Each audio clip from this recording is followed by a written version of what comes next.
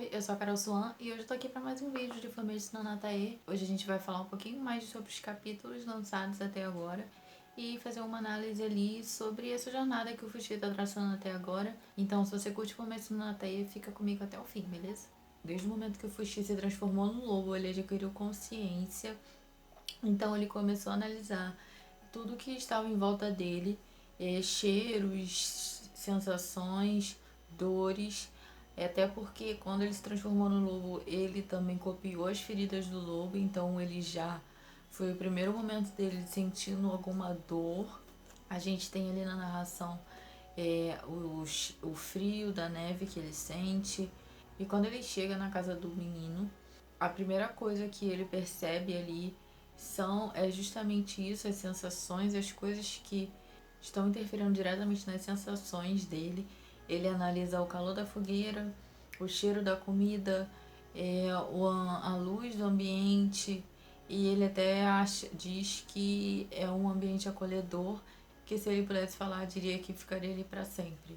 Logo no começo, ainda com esse menino, ele ainda nem sabe comer nem nada, e isso é ensinado pelo menino. Como ele tá na forma de lobo, ele aprende a forma de que um lobo ou que um cachorro, um animal, usa para se alimentar. Mais pra frente ele fica ali de fiel escudeiro do menino. Parece estar entendendo tudo que ele fala, porém como ele tá ainda no formato de lobo e porque ele ainda não aprendeu nenhuma palavra, ele não consegue se expressar. Mas a gente vê ali que ele tá com algumas interações por ter ganho consciência, ele consegue não ser tão a parte das coisas que acontecem ali ao redor dele. Inclusive, quando o menino se machuca, a gente vê ali que ele fica tentando entender o que está acontecendo. E quando o menino cai da cadeira morto, a gente tem ele ali cheirando, tentando mexer no menino, ver se ele reage de algum jeito. E provavelmente por ele ter se apegado ao menino e ver que ali ele estava num momento que não estava respondendo ele, não estava fazendo nenhum tipo de movimento, foi o estímulo necessário para ele se transformar no menino, imediatamente após a morte dele, porque ele tinha se ligado ao menino de alguma forma, por mais que ele não entendesse ainda o que isso significasse. Ele assumiu a forma do menino por esse motivo. E o que fica forte ali nesse episódio dele com o menino é justamente a promessa que o menino deixou antes de morrer, pedindo a ele que nunca se esquecesse dele. E esse é o estímulo que ele precisava, era o gatilho que ele precisava para se transformar no menino. Mais pra frente a gente tem mais alguns indícios de que esses estímulos que ele precisa estão totalmente ligados a lembranças que ele tem. Depois ali da morte do menino, ele começa então a sua jornada andando, vagando talvez. E quando ele, depois de andar vários dias, ele finalmente encontra Ninana, que é a cidade ali da Mate. O que nesse momento deixa bem claro que esse menino sem nome, mesmo que tentasse muito sozinho, ele nunca conseguiria ter saído dali. Assim como as pessoas do seu clã que também tentaram, acabaram morrendo no caminho. Chegando ali, então, ele acaba sendo atacado ali pelo urso, o que causa mais uma morte a ele e deixa ele bem deformado, que dá a entender ali que quando ele é atacado pelo urso, a pancada teria jogado ele naquele rio onde ele encontra a Mate, que tá com uma série de problemas. Ela vive nessa cidade, quase uma espécie de uma aldeia ali, onde eles vivem de uma forma bem simples, porém são governados ou liderados pelos Yanoni, que é um povo que está ali, pelo que a gente viu, para explorar eles mesmo, colocando desculpas em crenças que eles têm, para poder manter ali o seu poder, sua dominação sobre eles. Existe uma lenda ali que eles têm que sacrificar uma menina para que o Nifugashi, que é o urso que eles têm como se fosse um deus lá, para que ele então não atacasse a aldeia, não atacasse a cidade, os Yanome, e isso seria como um sacrifício a ele para acalmá-lo e manter a cidade toda segura. Então eles viam isso como se fosse um ritual normal, onde a própria população, os próprios parentes das meninas, das crianças, deixavam que isso acontecesse. Eles iam lá, então escolhiam uma das crianças e essa criança escolhida deveria ir com eles até o alto da montanha para ser deixada lá então em sacrifício. E eles vêm ali com alguma que parece uma sacerdotisa dos Yanomami, que a gente vê depois que é a Pioran, uma personagem que posteriormente acaba se unindo a eles ali. Porém, a farsa deles é tão grande que ela era uma prisioneira deles e por isso eu estava sendo obrigada a fazer esse tipo de papel, fingindo ser uma sacerdotisa deles e que escolheria a menina mais indicada para o sacrifício. Nisso, então, ela escolhe a Mati, ali cheia de sonhos, querendo se tornar uma adulta para que ela possa ser mãe. Então, ali na inocência dela, ainda de uma menina, quando descobre que ela vai morrer, que ela vai ser sacrificada, ela fica bem irritada e não aceita porque isso vai contra tudo que ela sonha, né, que ela acredita. Inclusive, um pouco antes dessa escolha dela ali pro sacrifício, a gente tem a Parona, que é ali, ela chama até de irmã mais velha, porém elas não são irmãs de sangue, mas sim irmãs por uma conexão ali que as duas acabaram criando, por uma falta que a Parona tinha mesmo da sua irmã mais velha.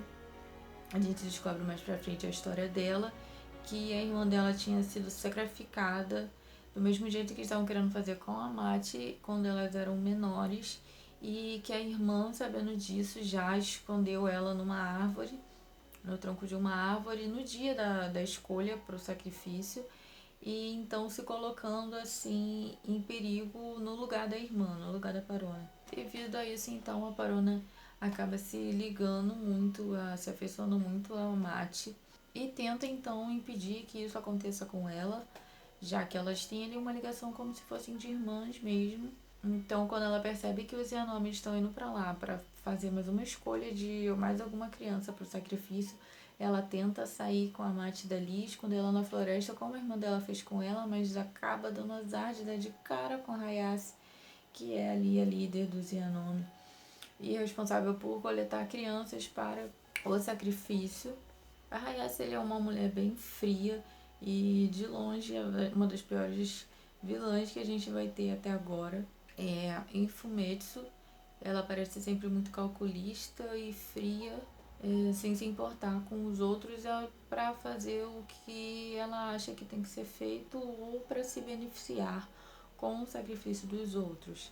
Ela não tem pena nenhuma então de dizer para Mati que ela foi escolhida para ser morta e que se ela tentasse fugir ou alguma coisa do tipo, eles escolheriam outras crianças, que no caso ali da aldeia só tinha a amiga dela e a irmãzinha dela, que era bem bebezinha ainda, e então ela coloca a Mati nessa situação, dizendo que se ela fugir, as outras morreriam por culpa dela, por culpa da fuga dela.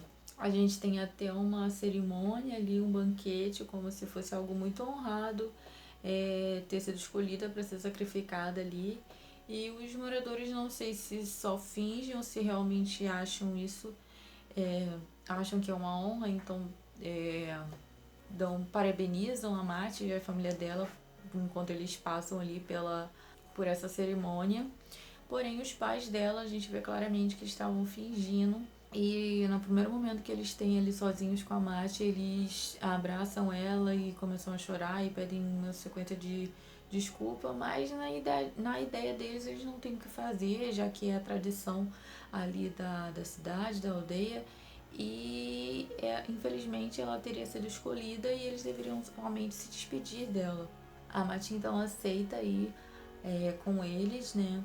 Só que no momento ali, quando eles já saíram da cidade, estão indo a caminho então do sacrifício, a Mati olha, vê ali um pássaro voando e ela tem uma sequência de pensamentos ali de que ela não pode desistir do sonho dela, que é se tornar adulta, então para isso ela tem que viver, ela tem que sobreviver. E num lapso ali de liberdade ou de sobrevivência, ela começa a sair correndo para fugir deles, então tem alguns guardas deles ali vão atrás dela. E ela se depara com um Fuxi, que acabou de ter sido morto pelo urso.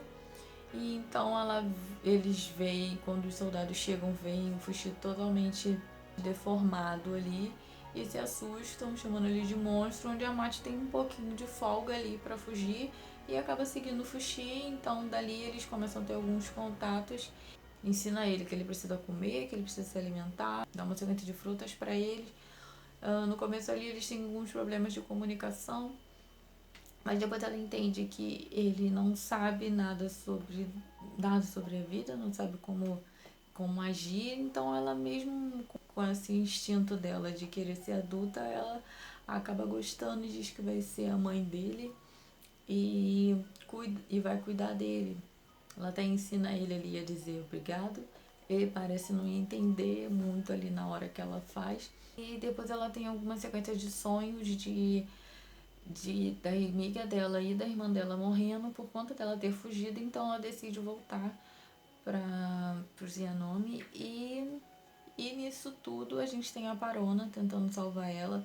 Desde o momento que ela começou a correr e fugir, ela já começou a querer atacar o Zianome também, e com as flechas dela, porque ela não aceitava, talvez a única dali que não aceitava a Mate ter ser morta por esse sacrifício.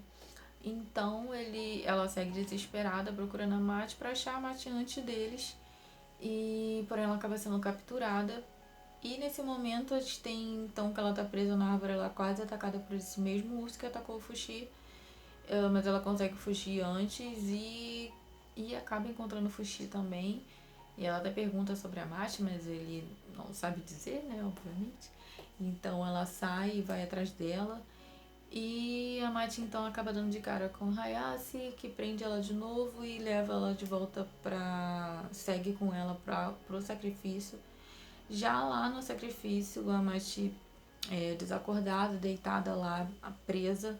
A Porana consegue encontrar ela então e começa a tentar desamarrar ela, porém o urso tá vindo pra atacar tudo, inclusive ela, porém Fuxi chega na hora, começa a lutar com ele.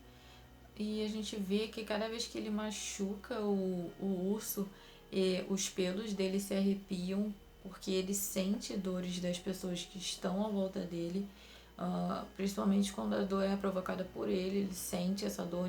Então ele teve uma conexão com esse urso ali, não foi só uma luta. Ele estava sentindo todas as dores que ele estava provocando a esse urso. Porém, ele consegue deixar o urso ali quase morto. E nisso eles são capturados de novo pela Hayase, que fala que se eles quiserem viver vai ter que ir com eles para Yanome, e é o único jeito deles sobreviverem. E ela vai dizer que o sacrifício foi um sucesso e que a Mate foi morta. Ela faz isso com totais intenções nos poderes do Fuxi, já que ela viu que ele é um ser imortal que pode se transformar em diversas coisas, então ela quer usufruir disso. Então ela mantém eles presos e leva eles até as celas da cidade.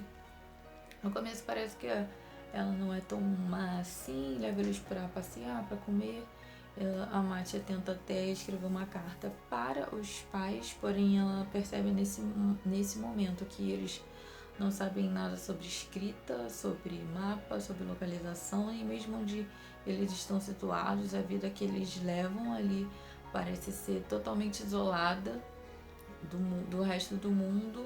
Isso é intencional ali por parte do Zianome para manter o domínio sobre eles, então deixam uma população totalmente sem conhecimento de nada, para que eles não possam se libertar ou reivindicar nada e apenas aceitem essas tradições que eles impõem. Já na prisão, então, a Parana começa a pensar ali num plano para fuga com essa mesma senhora, que a gente vai ver mais pra frente, que se chama Pioran. E elas tentam ali por lá, então, um jeito de fugir. Enquanto isso, a Hayase tentando testar os poderes do Fuxi, vendo se ele é realmente imortal. Bota ali a cabeça dele a prêmio para vários prisioneiros. Se vocês conseguirem matar ele, vocês vão ser livres. Então ele é atacado por algumas pessoas. porém consegue vencer todas, né, obviamente. E a gente vê ali quando ele é atacado por uma lança, que ele consegue reproduzir essa lança. Depois da lança conseguir perfurar ele, ele consegue reproduzir a mesma lança, ou uma lança parecida com a que ele foi atacado. Então, já mais um poder novo que a gente conhece agora do Fuxi. Além de se transformar, ele também consegue produzir coisas, porém a gente não sabe ainda sobre que condições ele precisa para produzir coisas. E ele começa a repetir ali as palavras de um dos prisioneiros que tentam atacar ele, sem saber o significado da palavra, apenas repetindo mesmo, porque provavelmente foi algo que tem impressionado ele, ou que foi o que ele sentiu quando ele enfiou a lança no prisioneiro e ele dizia que doía. Então talvez ele tenha assimilado que quando o prisioneiro enfiou a lança nele também doeu, e ele ficou repetindo isso constantemente. Mais pra frente então ele é nocauteado ali pela Hayase e é preso de novo, já agora na cela junto com a Mate, na cela da Mate. E a Mate sempre ali tentando cuidar dele, falando que vai ficar tudo bem. E isso vai aumentando a conexão dele com ela. Desde o momento que ele salvou ela do urso, ele já parece querer proteger ela. Ela então é colocada para cuidar do urso ferido, o que é um risco porque ele está desacordado, mas qualquer movimento dele, se ele se recuperar, pode ser fatal. Então eles não querem correr esse risco e colocam a Mate para fazer isso.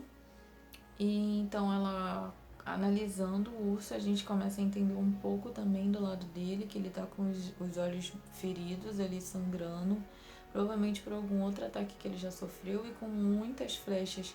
O que antes parecia ser espinhos eram flechas que estavam cravadas nele. Então imagina a dor que esse urso não estava sentindo, por isso ele era tão agressivo e atacava tudo que aparecia na frente dele.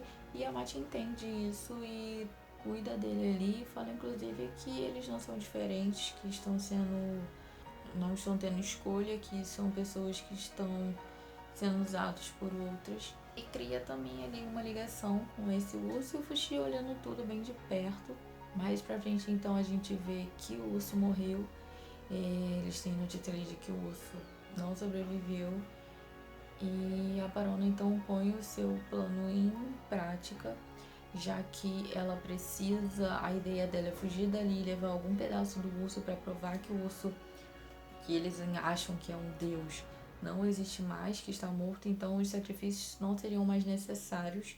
Então ela ali, numa primeira tentativa de fugir da cela dela, acaba caindo num depósito e fica desacordada por um tempo. Essa cena inclusive é bem mais acelerada no anime do que no mangá. No mangá ela ainda fica desacordada ali por bastante tempo. Quando ela acorda, então ela acha até que já não vai dar mais tempo de fazer a fuga por tanto tempo que ela ficou desacordada. E então ela é atacada também por aquele guarda que tenta se aproveitar dela ali. E ela luta contra ele e consegue matar ele com aquela lança que ela escondeu ali como se fosse uma vassoura, mas era uma lança. E dá sequência na fuga. Inclusive a forma que ela é atacada é um pouco mais pesada do que passa no anime. E ela segue então com a fuga, libertando a Mate, a Pioran e o Fuxi, e vai então dando sequência ao a segunda parte do plano dela, que é levar um pedaço do urso, mas a Mate percebe e tem ali uma conversa com ela que convence ela de não fazer isso, porque ela não acha justo com o urso, e ela aceita então, já que ela não quer contrariar a Mate, e elas fogem então. E nessa fuga, a Yassi vem logo atrás com os soldados ali atirando flechas, e nesse momento a gente teve a parte triste ali desse capítulo, onde uma dessas flechas acaba atingindo a Mate. É uma flecha que a Hayase fez intencionalmente mesmo para matar ela, para provocar o Fuxi, para ver se ele vinha, porque a intenção dela é manter o Fuxi preso, porque ela quer os poderes do Fuxi. Para salvar ali a Parona, a Mate entra na frente e acaba morrendo. Então isso provoca o Fuxi, e o Fuxi parte para atacar ela. Nesse momento ele transforma no urso, então já que o urso morreu e ele teve uma conexão com o urso, lembrem que ele sentia as dores que ele causou no urso, e ele então se transformou no urso e atacou ela ali. Ela ficou bem ferida, a gente vê ela caída no chão ali toda ensanguentada. Quando, depois de já de ter se despedido ali nos momentos finais da Mate, a gente tem a Parona já com a Mate morta no colo, sem a gente saber o que ela vai fazer, se ela vai tentar se matar ou se ela vai tentar matar a Hayase, que tá ali perto. E então a gente vê que ela realmente queria se matar porque ela não queria viver sem a Mate. E parece que tudo que ela fez não teria sentido ali sem a Mate. E ali então a gente tem, como a gente também teve na hora que o menino sem nome morreu, a gente tem um cenário ali que parece ser o cenário de quando, parece ser o ambiente de quando as pessoas morrem, vão. A gente vê a Mate ali numa coisa um pouco mais esbranquiçada, parece um nevoeiro ali. O que seria ali o espírito dela ou a alma dela, já que ela já teria morrido, o que a Parona estaria no colo seria só o corpo dela. Então ela olha as coisas ali. No primeiro momento ela tem uma ilusão ali do que seria o sonho dela se concretizando, ela falando com os pais de novo, tudo correndo do jeito que ela queria que corresse. Porém, logo depois essa ilusão é tirada e ela vê então a realidade, que ela tá morta ali, e ela entende que ela não vai mais poder realizar o sonho dela. E quando ela vê então a Parona que vai tentar se matar, ela tenta fazer de tudo, falar com ela, porém a Parona não ouve, já que ela não tá mais viva, então é impossível que a Parona ouvir qualquer coisa vindo dela agora. E ela faz de tudo e tenta dizer então pro Fuxi parar ela. E esse desespero dela parece ter afetado o Fuxi, por mais que ele não esteja vendo e ouvindo ela também. Ele acaba agindo como a Mate queria que ele agisse, e então ele impede ali a Parona de fazer isso e tira ela dali, se transforma no urso de novo, foge com ela dali e devolve ela para a cidade dela, onde ela estaria ali mais segura. E nesse momento a gente vê ele ali confortando ou tentando confortar, um gesto ali de solidariedade com ela e com a família da Mate, onde a gente vê que ele ganhou então ali mais alguma coisa. Ele agora não é só um humano, ele não é só uma pessoa que tem consciência, um humano que aprendeu a comer e a se locomover.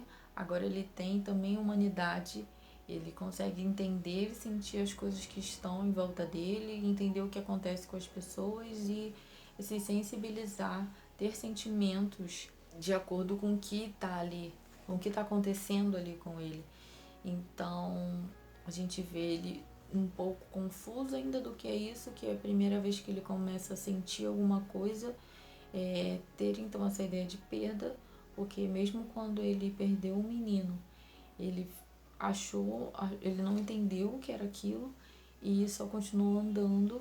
E agora com a Mate, com ele ganhando a humanidade, ele já não tá totalmente a parte do que aconteceu ali. Temos no final ali do episódio 5 a Parona tentando atrasar a Hayase, e ela pensa ali onde ela vai atirar a flecha, se ela vai atirar para matar, se ela vai atirar para somente atrasar ela.